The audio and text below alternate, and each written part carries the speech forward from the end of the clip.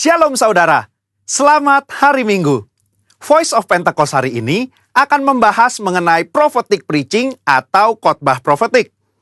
Khotbah profetik adalah khotbah yang disampaikan dalam hadirat, pengurapan, dan kuasa Roh Kudus agar kita dapat melakukan kehendak Tuhan di zaman now.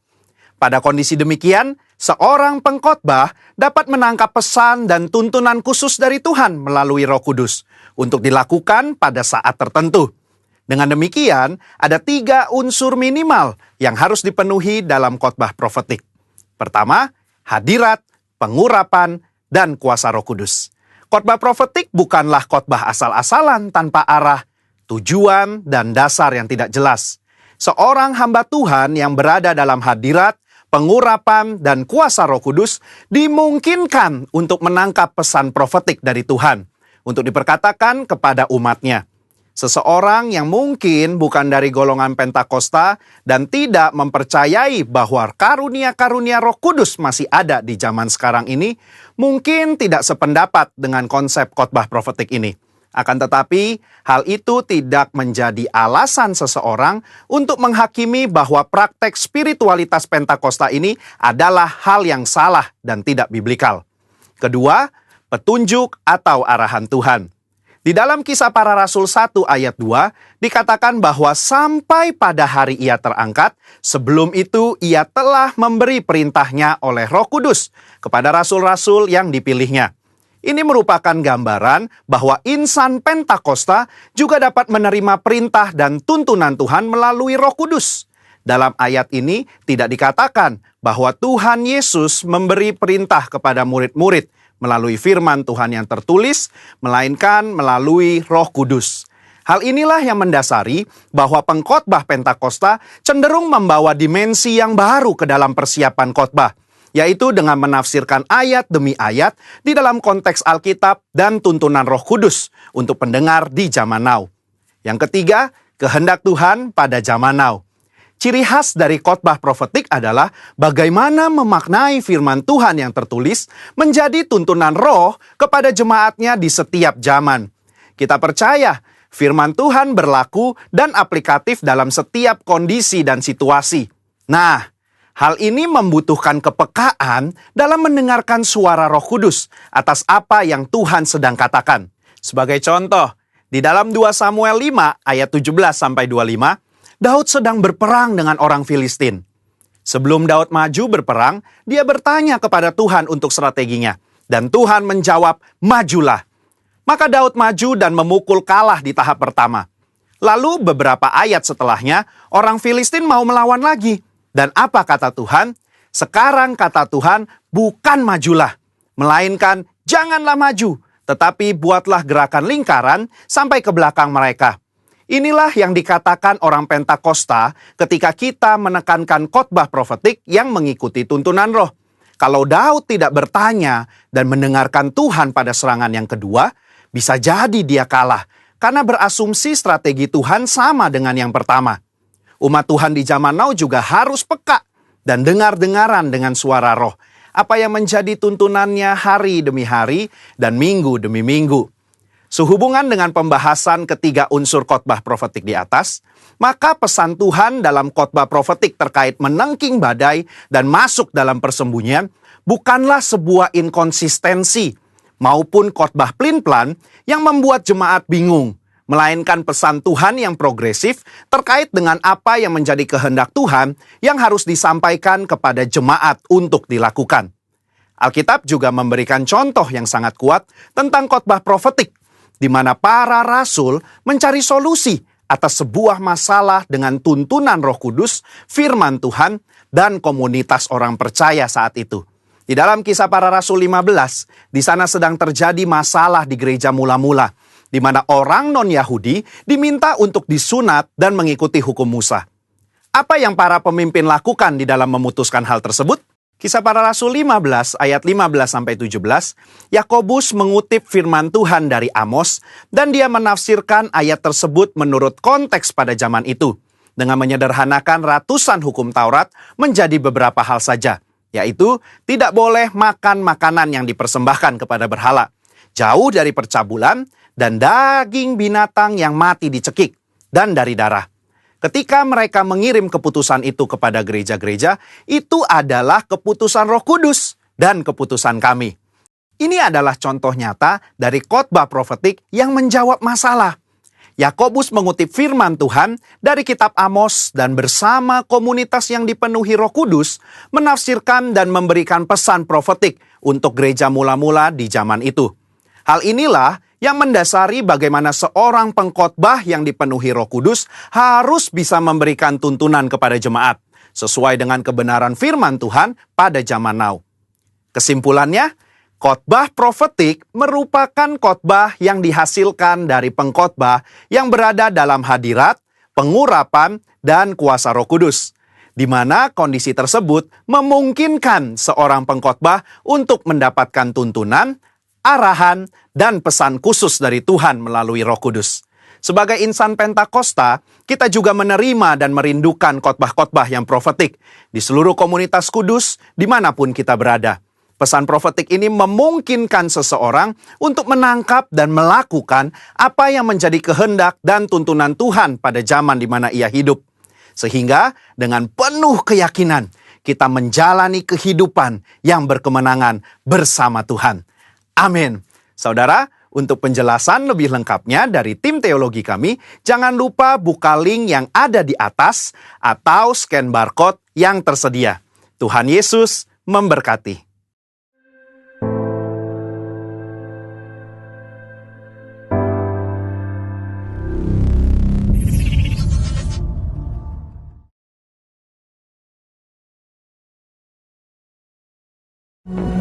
Mari sama-sama kita ucapkan Mazmur 91.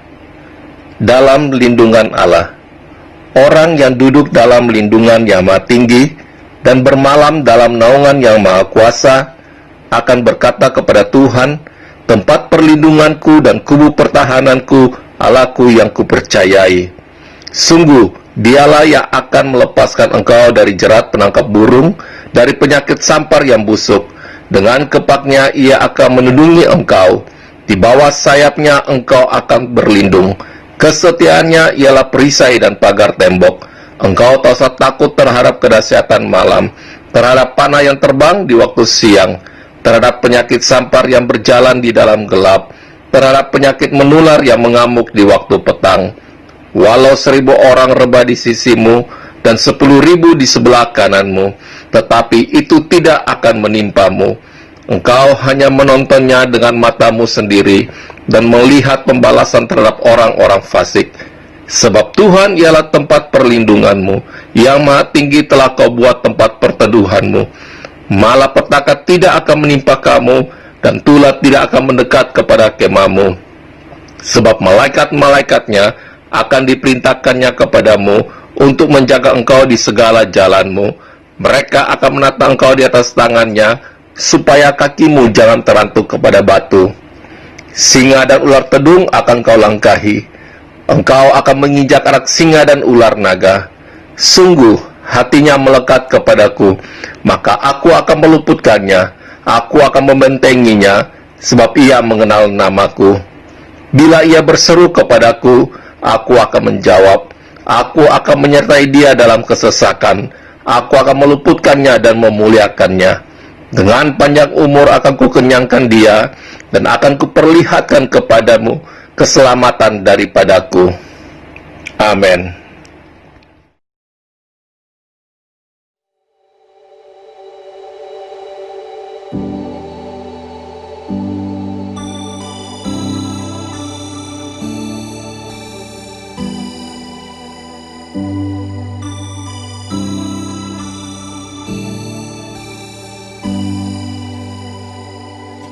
My cross you bore, so I could live in the freedom you died for. And now my life is yours, and I will sing of your goodness forevermore. Worthy is your name, Jesus. You deserve the praise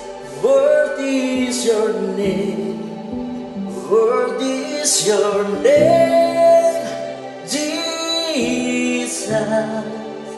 You deserve the praise. Worthy is your name.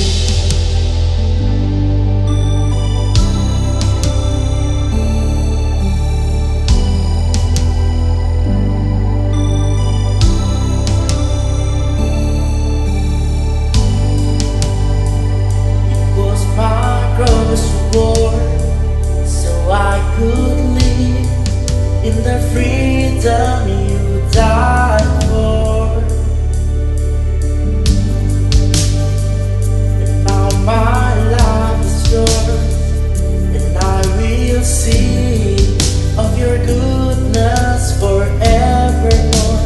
Worthy is your name, Jesus. You deserve the praise.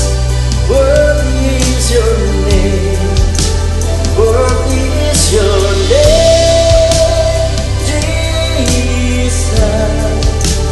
You deserve the praise. Worthy is your name.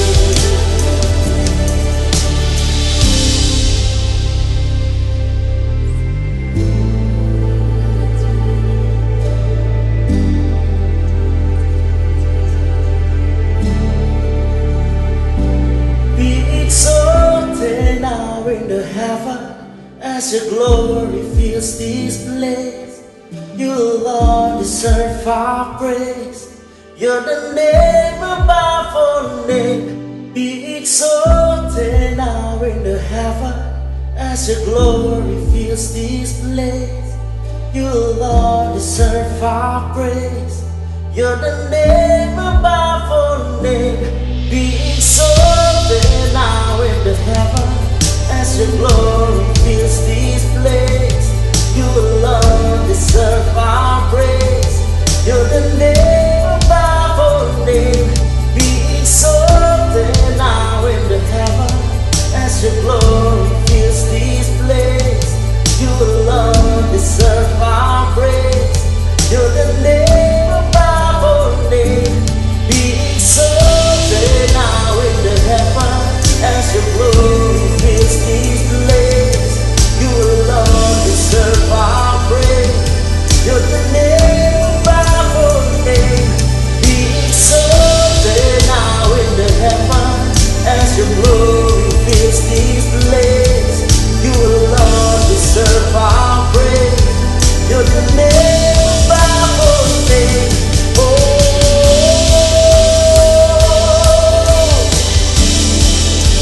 we worship you high.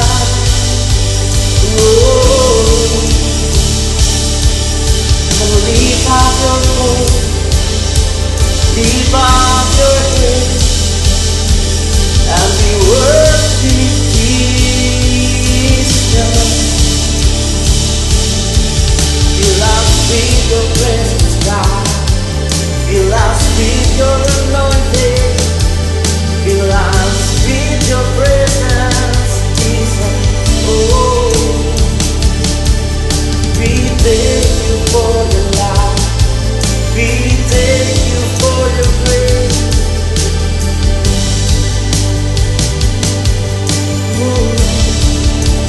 Worthy is your name, Jesus.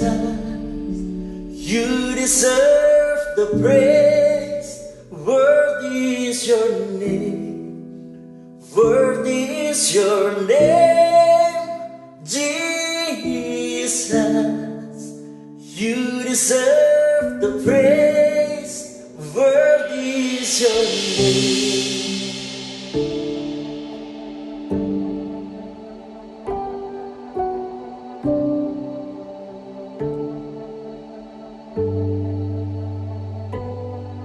So here I bow to lift you high, Jesus. Be glorified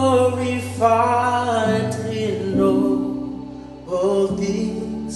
For all my life I am yours forever.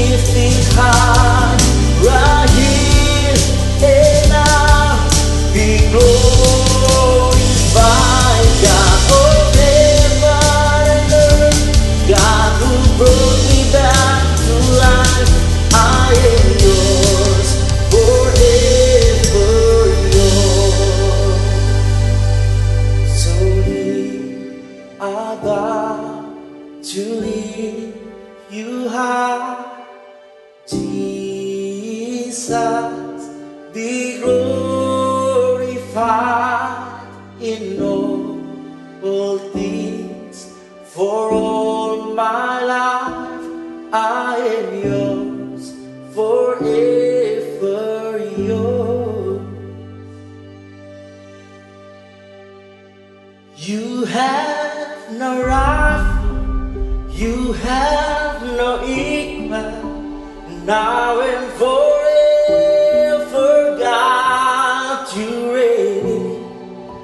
Yours is the kingdom, yours is the glory, yours is the name above all name. You have no rival, you have no equal, now and forever, God, you reign. Yours is the kingdom, yours is the glory, yours is the name above all name. What a beautiful name it is, what a beautiful name it is, the name of Jesus Christ my King. What a beautiful name it is, nothing compares to this. What a beautiful name it is, the name of Jesus. What a beautiful name it is, the name of Jesus. What a beautiful name it is, the name of Jesus.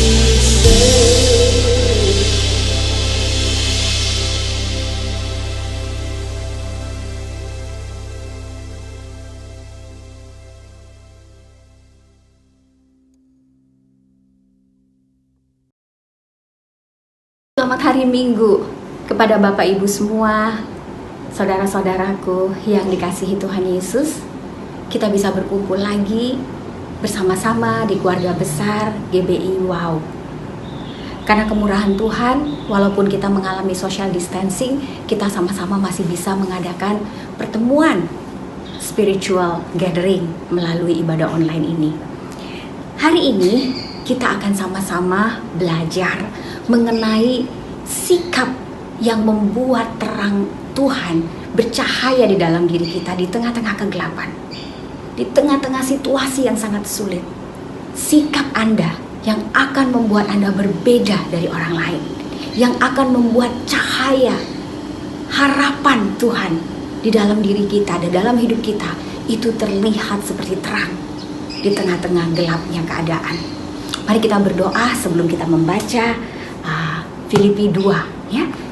Mari kita bersatu dalam doa. Bapa, terima kasih untuk penjagaan, penyertaan, semua kebaikan buat kami, khususnya buat jemaat GBI Wow, sehingga kami bisa sama-sama di tahun 2021 ini belajar firman-Mu, beribadah, memuji, menyembah-Mu, berdoa. Kami bisa tertawa bersama, kami bisa menangis bersama di dalam doa-doa kami. Terima kasih Bapa. Kami mau belajar dari teladan-Mu Tuhan Yesus, bagaimana kami harus menjalani kehidupan kami dengan sikap yang membuat terang kami justru bercahaya dalam kegelapan. Roh Kudus, kami mengandalkan-Mu, tuntunan-Mu, apa yang Kau ingatkan, apa yang Kau tuntun, biarlah terjadi.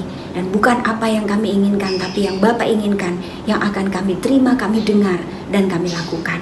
Di dalam nama Yesus, Juru Selamat kami, kekasih jiwa kami, perantara kami yang agung, kami berdoa dan mengucap syukur. Amin. Bapak Ibu, kita akan belajar dari kitab Filipi. Kitab Filipi ini sebetulnya adalah surat yang ditulis oleh Rasul Paulus kepada jemaat Filipi. Jemaat Filipi adalah jemaat yang dibangun oleh Rasul Paulus bersama teman-teman sekerjanya di dataran Eropa. Jadi beliau sampai ke Eropa membangun jemaat di Filipi ini. Nah, surat Filipi itu ditulis oleh Rasul Paulus ketika Rasul Paulus sedang berada di penjara. Dimasukkan ke penjara bukan karena kejahatan atau kriminal, tetapi karena Rasul Paulus dianggap bikin onar. Sebab dia mengusir roh jahat dari seorang anak perempuan. Dan ketika di penjara tentu kalau kita coba untuk merasakan, itu situasinya pasti gak enak banget. Gak tahu kapan itu akan berakhir sidang putusannya. Dia juga mungkin gak bisa menghasilkan income untuk hidup dan pelayanannya karena dia dikurung, tidak bisa keluar. Kemudian Rasul Paulus juga gak bisa melayani, gak bisa ketemu orang. Dia harus ada di dalam sel. Secara jasmani, mestinya Rasul Paulus itu bisa ya bertanya, kenapa ini harus terjadi kepada saya? Saya ini kan melayani Tuhan. Tidak disebutkan juga di kota mana dia ditahan. Tetapi yang jelas Rasul Paulus dibantu oleh anak rohaninya Timotius untuk berkomunikasi dengan dunia luar. Dan di dalam suratnya kepada jemaat di Filipi ini, terutama di pasal 2 yang akan kita baca sama-sama, kita akan melihat attitude apa yang Rasul Paulus sangat tekankan untuk jemaat miliki.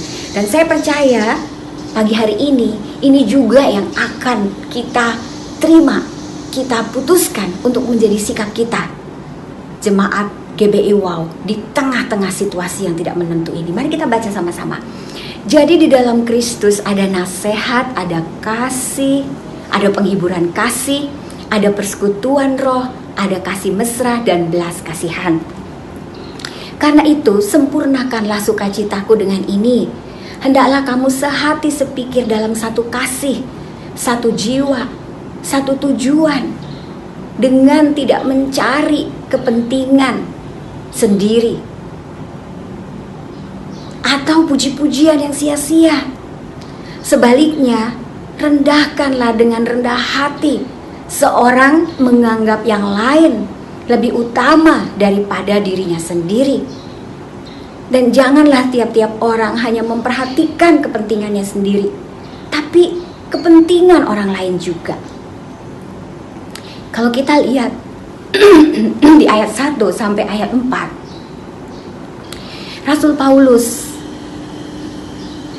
mengencourage kita, mengingatkan kita untuk menjadi pribadi yang tidak berfokus kepada diri sendiri, atau pribadi yang self-centered. Pokoknya aku dulu, me first, baru orang lain. Dia mengingatkan kita sebagai jemaat Kristus, sebagai pengikut Tuhan Yesus, bahwa attitude ini adalah attitude yang kita bisa teladani dari Tuhan kita.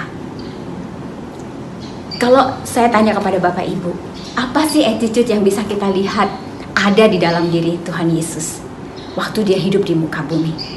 Satu yang paling bisa kita lihat dari semua tulis-tulisan yang ada di dalam Perjanjian Baru, bahwa Tuhan Yesus adalah orang yang tidak berfokus kepada kepentingan dirinya sendiri. Dan dia tidak mencari puji-pujian yang sia-sia. Kita hidup di tengah generasi yang senang banget dengan pujian, dengan like, dengan komen, dengan follower. Kita hidup dikondisikan di tengah-tengah situasi yang seperti ini. Seolah-olah kalau kita banyak followernya, orang suka sama kita, berarti kita benar. Tetapi Rasul Paulus mengingatkan kepada jemaat, jangan cari puji-pujian yang sia-sia dari manusia. Bapak Ibu tahu kan, manusia hari ini puji kita, besok dia bisa benci kita. Hari ini dia bilang kita baik, besok dia bisa bilang kita jahat. Dia hanya melihat dari apa yang dia lihat. Tetapi carilah attitude yang seperti apa yang kita sebagai jemaat perlu putuskan. Ini sikap saya, sebab sikap itu keputusan Bapak Ibu. Jadi Rasul Paulus mengajak kita, ayo jangan mencari kepentingan diri sendiri, gak usah pengen dipuji-puji. Tapi sebaliknya Rasul Paulus bilang, anggaplah orang lain lebih penting. Anggaplah dengan rendah hati orang lain lebih utama daripada diri kita sendiri. Jadi sikap yang tidak berfokus kepada diri sendiri Bapak Ibu adalah sikap yang orang lain lebih bagus dari saya. jemaat mereka bagus loh, hamba Tuhan yang itu bagus loh, ternyata teman saya itu bagus loh. Karena attitude itu ditentukan oleh fokus kita. Sekarang banyak sekali orang yang kehilangan kerjaan, kehilangan stock market, kehilangan saham, kehilangan investment, kehilangan pekerjaan, atau kehilangan orang-orang yang dicintai. Tapi di dalam hidup ini kita harus menentukan fokus kita, Bapak Ibu. Kita mau fokus kepada yang kita hilang, atau kita mau fokus kepada apa yang masih ada pada kita. Sikap kita itu adalah fokus kita. Kalau Bapak Ibu cek ya, Bapak Ibu lihat saya di layar, bisa lihat kan, saya lagi pegang Alkitab. Bisa lihat kan, oh Ibu Esra pakai baju coklat. Tapi coba sekarang Bapak Ibu, jangan lihat saya. Coba lihat kepada pasangan di samping atau anak di samping Anda. Nah, fokusnya ganti. Bisa lihat saya nggak Bapak Ibu? Nggak bisa. Anda nggak bisa lihat saya. Demikian juga attitude kita. Attitude kita itu ditentukan kita lagi ngelihat apa. Apakah kita akan melihat keadaan yang begitu tidak menentu ini, atau kita mau melihat kepada sikap apa yang Tuhan mau kita punya. Tuhan kita adalah Tuhan yang sangat fokus kepada orang lain. Dia selalu peduli kepada kepentingan orang banyak. Dan yang pasti saya dan Bapak Ibu ada di hatinya. Kita selalu ada di hatinya.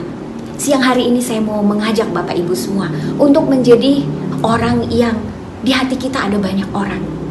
Bahkan sampai mungkin, aduh gak apa-apa lah, saya punya segini aja buat diri saya sendiri. Asal orang-orang yang di hati saya ini bisa saya bantu, bisa saya lakukan sesuatu. Ini perlu kita putuskan sebagai jemaat Tuhan di tengah-tengah keadaan ini Bapak Ibu. Marilah kita menjadi pribadi-pribadi dan jemaat yang tidak fokus kepada kepentingan diri sendiri. Tidak menganggap kita yang paling bagus, orang lain yang jelek.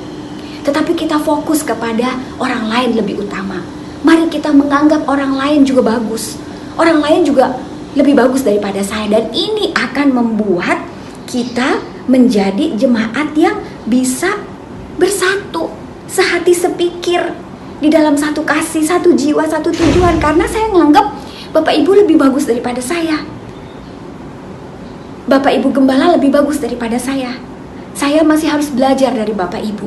Ini adalah sikap yang sangat rendah hati. Inilah sikap yang akan membuat kita bisa berdamai di dalam tubuh Kristus, bahwa orang lain lebih bagus daripada saya, orang lain lebih utama daripada saya. Saya mau mengutamakan suami saya mau mengutamakan anak-anak saya mau mengutamakan partner bisnis saya mau mengutamakan Bapak dan Ibu Gembala saya mau mengutamakan kamu. Saya belakangan. Itulah teladan dari Tuhan Yesus. Dia tidak pernah meninggikan dirinya Bapak Ibu. Dia gak kepengen dipuji-puji. Tuhan selalu memuji Bapak. Dia selalu mengutamakan orang lain. Inilah sikap kita, yaitu semakin hari kita semakin kecil, semakin hari Tuhan Yesus semakin besar, semakin hari ego kita semakin kecil, semakin hari kita semakin banyak orang lain ada di hati kita. Kemudian kita juga melihat apalagi sikap yang kita perlu punya selain daripada mementingkan orang lain, mendahulukan orang lain, yaitu kita juga diajak untuk memperhatikan kepentingan orang lain dan bukan hanya kepentingan diri sendiri. Sekarang ini ada orang yang punya beras banyak, tapi ada orang yang berasnya udah gak ada. Ada orang yang punya saldo masih banyak, tapi ada orang yang saldonya juga udah gak ada. Saya mau mengajak kita sebagai tubuh Kristus untuk mulai memikirkan kepentingan orang lain. Mulai, Tuhan, apa yang bisa saya bantu di tengah-tengah keadaan ini, Tuhan? Apa yang bisa saya kasih di tengah-tengah keadaan ini, Bapak? Ini sikap kita, bahwa selain saya harus belajar orang lain lebih utama dari saya, kemudian saya juga mau peduli kepada orang lain. Dan yang ketiga, kita juga melihat bahwa di ayat 5 dia bilang begini, hendaklah kamu dalam hidupmu bersama-sama menaruh pikiran dan perasaan yang terdapat juga dalam Kristus Yesus, yang walaupun dalam rupa Allah tidak menganggap kesetaraan dengan Allah itu sebagai milik yang harus dipertahankan, melainkan telah mengosongkan dirinya sendiri dan mengambil rupa seorang hamba dan menjadi sama dengan manusia. Ayat 8, dan dalam keadaan sebagai manusia ia telah merendahkan dirinya, taat sampai mati, bahkan sampai mati di kayu salib. Ayat 9, itulah sebabnya Allah sangat meninggikan dia dan mengaruniakan kepadanya nama di atas segala nama, supaya di dalam nama Yesus bertekuk lutut segala yang ada di langit dan yang ada di atas bumi dan yang ada di bawah bumi, dan segala lidah mengaku Yesus Kristus adalah Tuhan bagi kemuliaan Allah Bapa. Inilah sebabnya kenapa Tuhan Yesus begitu dipermuliakan, karena dia merendahkan dirinya Bapak Ibu, mengosongkan dirinya. Sekarang ini ya, saya sering memperhatikan gitu kalau ngobrol sama temen atau saya dengerin orang ngobrol, saya belajar untuk mendengar apa sih yang dibicarakan orang. Dan uniknya saya memperhatikan, ternyata seringkali tanpa sadar kita itu kalau ngomong sama orang selalu mempertahankan. Ada aja yang kita pertahankan, enggak kok, orang saya tahu kok. Aduh, sampai hal kecil pun orang bisa, sumpah saya ngelihat, buat apa ya sumpah hanya buat hal-hal kecil gitu.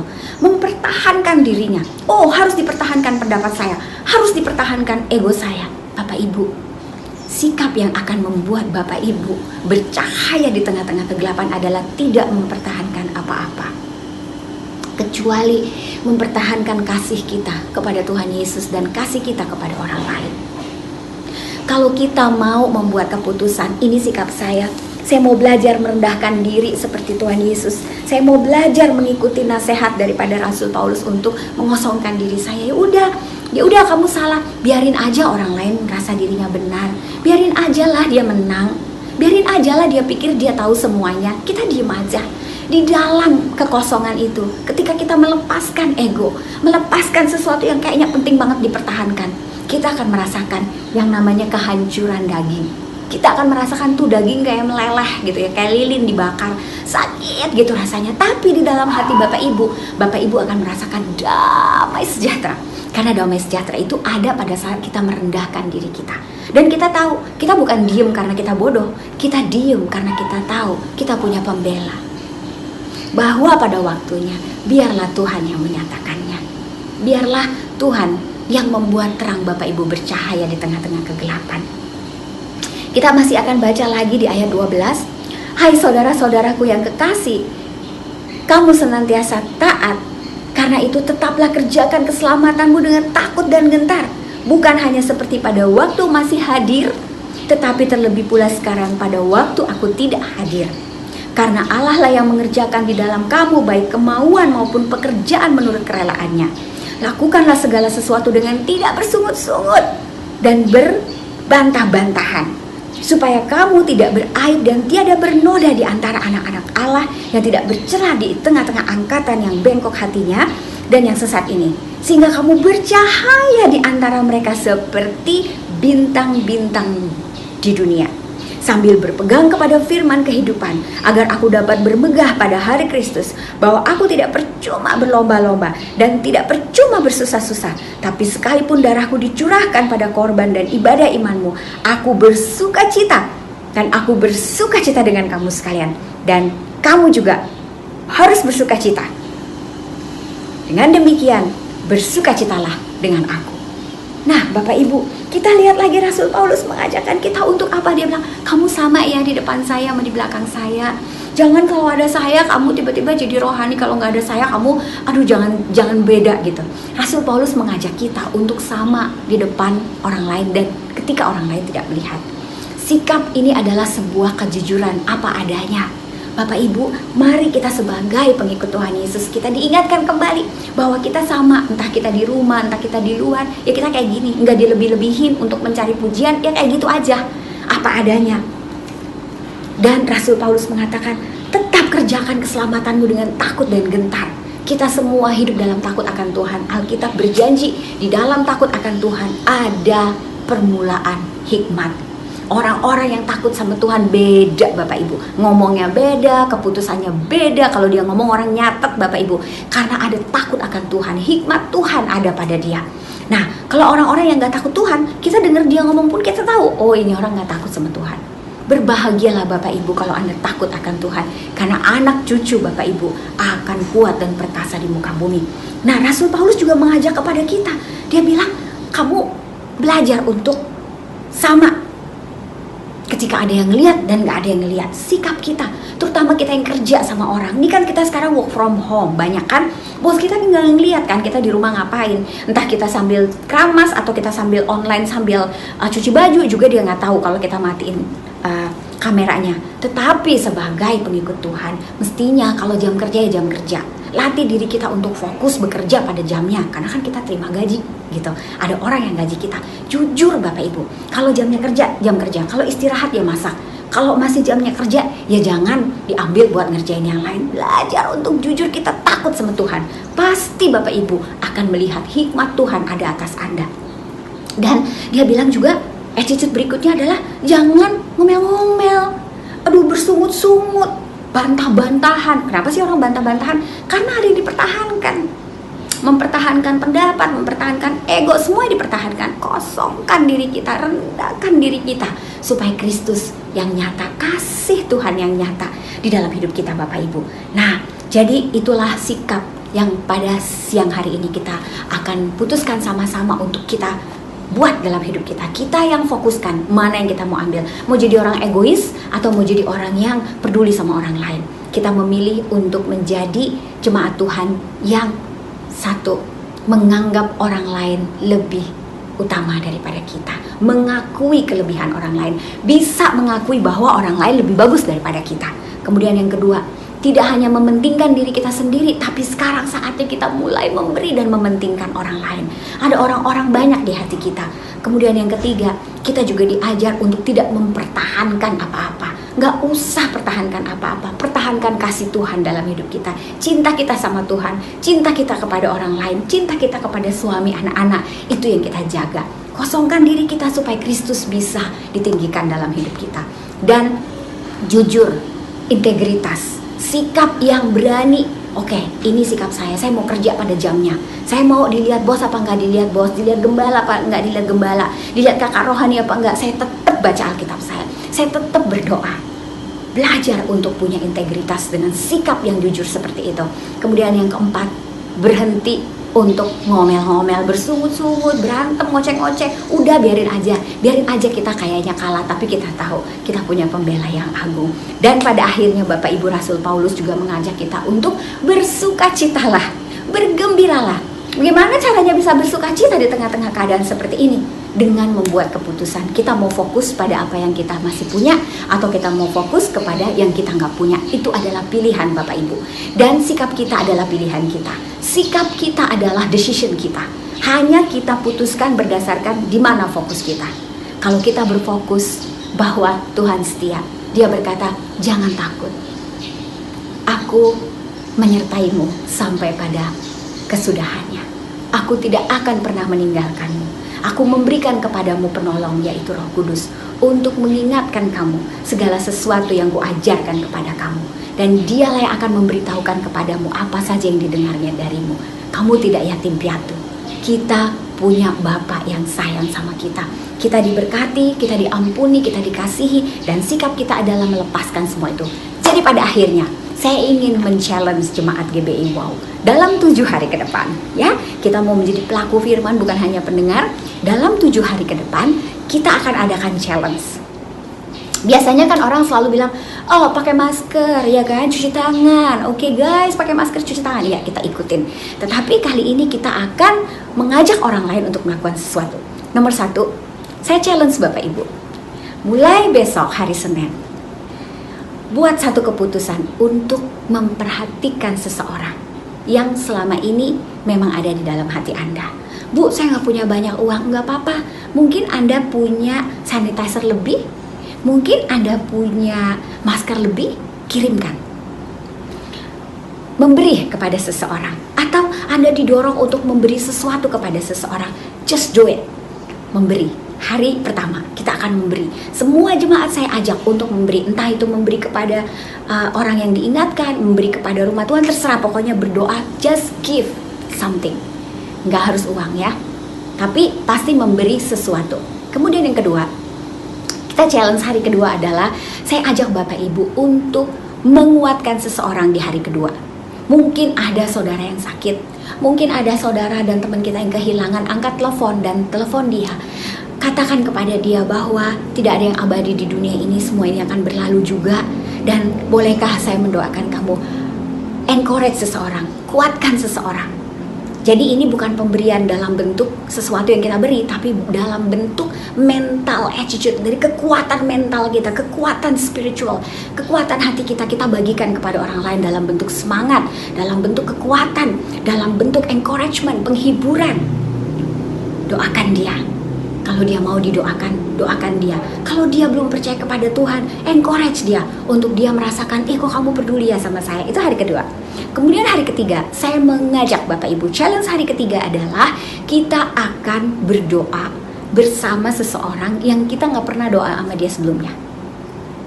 Saya encourage Anda untuk mencari seseorang yang Anda tahu nih, gue kok kayaknya pengen doain dia ya gitu. Jadi ini bukan encouragement, ini prayer.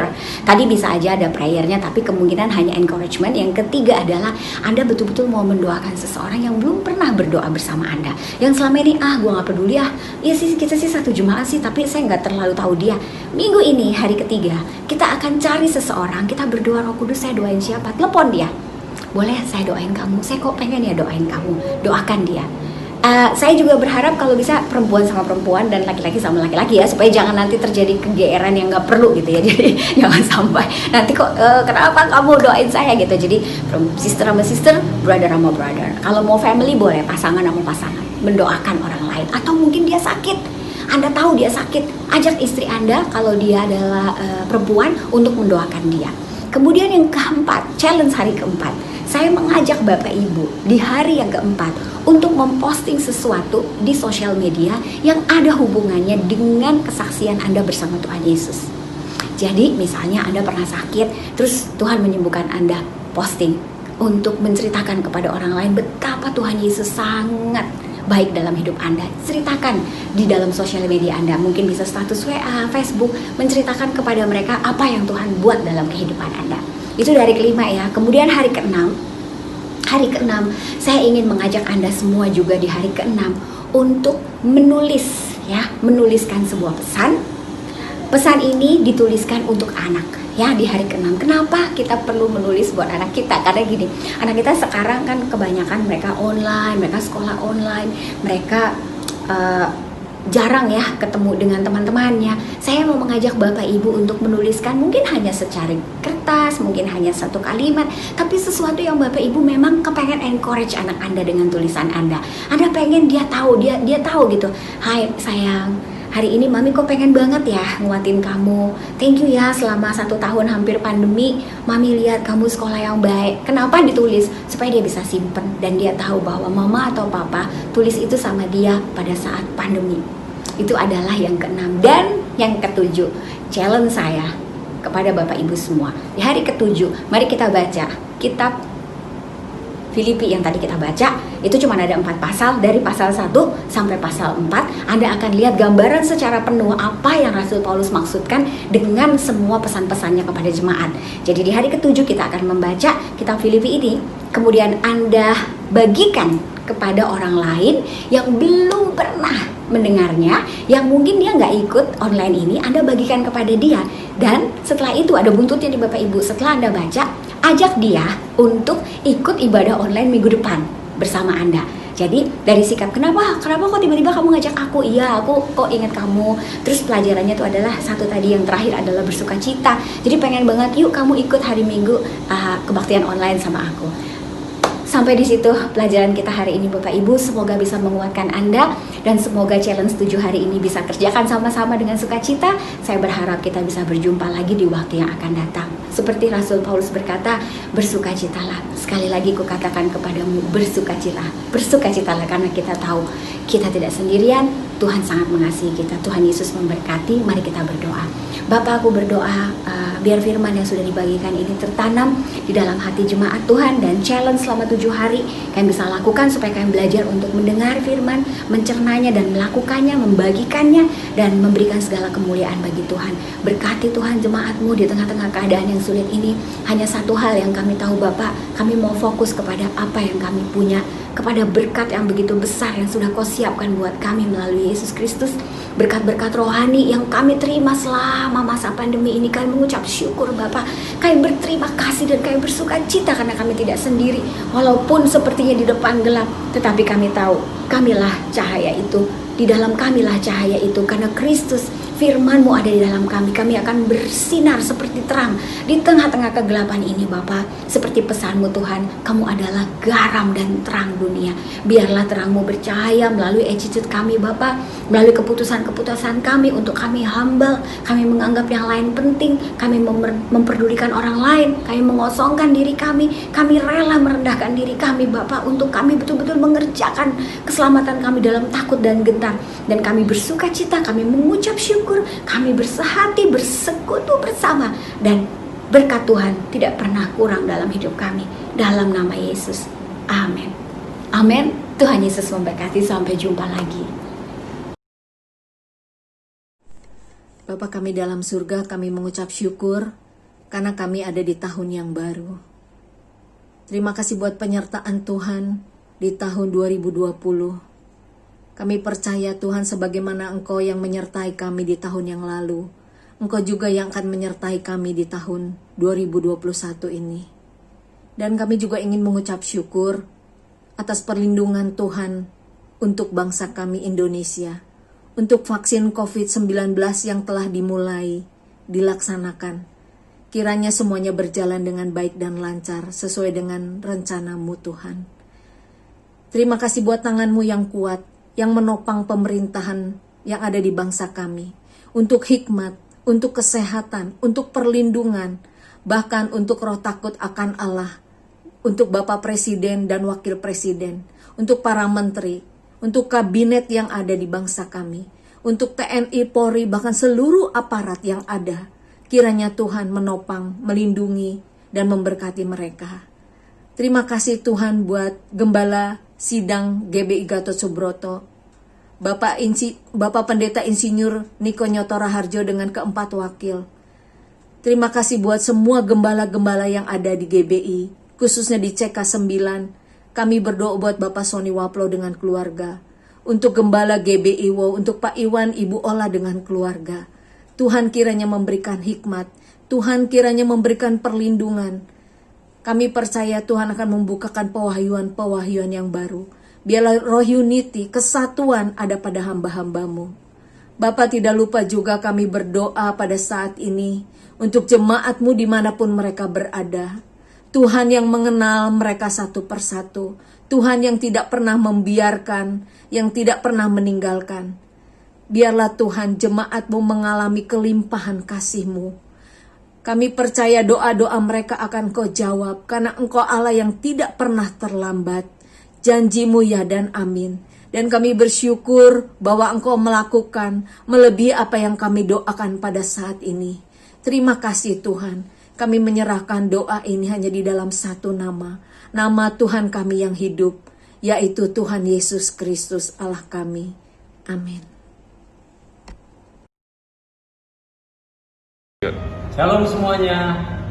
Kita baru saja mendengarkan firman Tuhan yang begitu memberkati kita semua yang disampaikan oleh Ibu Pendeta Esta Manurung. Kami percaya firman ini memberkati kami semuanya. Terima kasih untuk Bu Esra dan terima kasih teman-teman yang lainnya. Tiba saatnya kita berpisah, kita akan menerima berkat dari Tuhan. Sebelumnya kita berdoa. Mari kita tundukkan kepala. Bapa dalam surga, terima kasih hari ini kami sudah diberkati Tuhan dengan firman yang begitu menguatkan, memberkati kami semuanya Tuhan Yesus. Kiranya Engkau terus menyertai, memberkati, melindungi Ibu Pendeta Esra Manurung Tuhan dan keluarga semuanya. Apapun yang dikerjakannya dibuatnya berhasil. Itu bungkus beliau dengan kuasa darah-Mu yang kudus. Lalu Pak hamba juga berdoa untuk jemaat WOW yang begitu setia mengikuti acara online ini setiap minggunya. Tuhan, kiranya Engkau terus sertai mereka semuanya, kami semuanya. Tutup buku sekali lagi dan darah-Mu yang kudus, jauhkan dari segala sakit penyakit apapun bentuknya, kami tolak dalam nama Yesus. Mazmur 91 digenapi dalam kehidupan kami. Terima kasih Tuhan, terima kasih Roh Kudus. Tiba saatnya kita akan menerima berkat dari Tuhan. Mari kita mengangkat tangan kita, arahkan hati dan pikiran kita untuk menerima berkat dari Tuhan. Damai sejahtera sukacita dari Allah Bapa, kasih karunia dari Anak yang tunggal Tuhan Yesus Kristus, penyertaan yang manis dari Roh Kudus menyertai kita sekarang sampai selama-lamanya. Yang percaya kita sudah menerima berkat ini, sama-sama katakan amin. Tuhan Yesus memberkati.